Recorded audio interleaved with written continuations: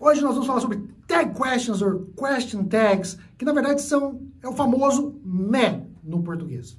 Se você uma vez já falou assim, né ou não é, no final você faz uma frase na afirmativa e coloca um né ou não é, ou é, no final, para confirmar o que você acabou de falar. Isso é uma question tag ou uma tag question, ok?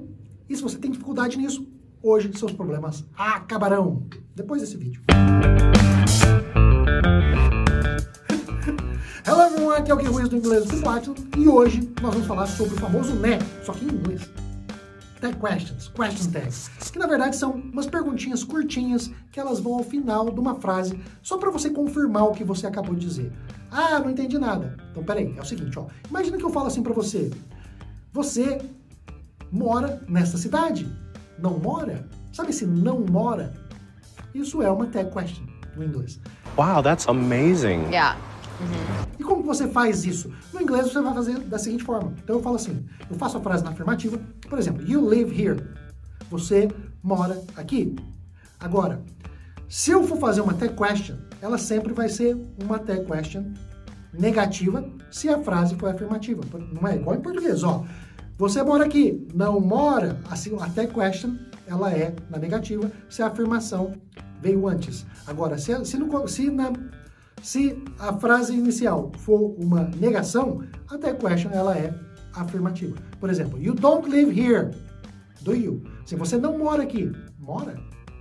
Então existe essa dualidade. Se a frase que você quer confirmar estiver na afirmativa, a tag question vai ser na negativa. Se a frase for negativa, a tag question vai ser na afirmativa. E você sempre vai usar o verbo auxiliar para fazer a tag question. Ah, não entendi ainda. Então vamos lá que eu vou te explicar tudo, tchim-tchim por tchim-tchim, como eu sempre faço aqui, e aí você termina esse vídeo sabendo tudo com tranquilidade.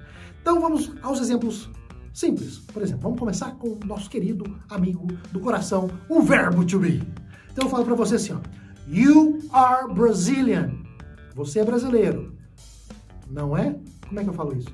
You are Brazilian. Aren't you? Então, eu vou falar assim, não é aren't you. Não é? Então, eu afirmei primeiro e depois eu neguei. You are Brazilian, aren't you? Agora, imagine que eu quero dizer para você que você não é brasileiro. Você não é brasileiro. You are not Brazilian, are you? Como eu neguei na frase principal, a tag question vai estar na afirmativa. Lembra de inverter a ordem do sujeito e do verbo ali para fazer a pergunta, porque é uma estrutura de pergunta no inglês. Ok? Yeah, that's a good one. Então, verbo to be, fácil. She is your wife. Ela é sua esposa. She's your wife. Isn't she? Não é? É isso que você quer dizer. Ela não é? Então, é isso que quer dizer essa tag question. She is not your wife. Is she? Ela não é sua esposa. É? Então, você vai sempre fazer essa inversão lá no final da frase. Se a frase inicial é uma frase afirmativa, você vai fazer a tag na negativa. Se a frase inicial for uma negativa, a tag vai ser na afirmativa. Vai ser na afirmativa, negativa, afirmativa. Afirmativa, negativa. Então, é assim que você vai se orientar. I mean, he's really good.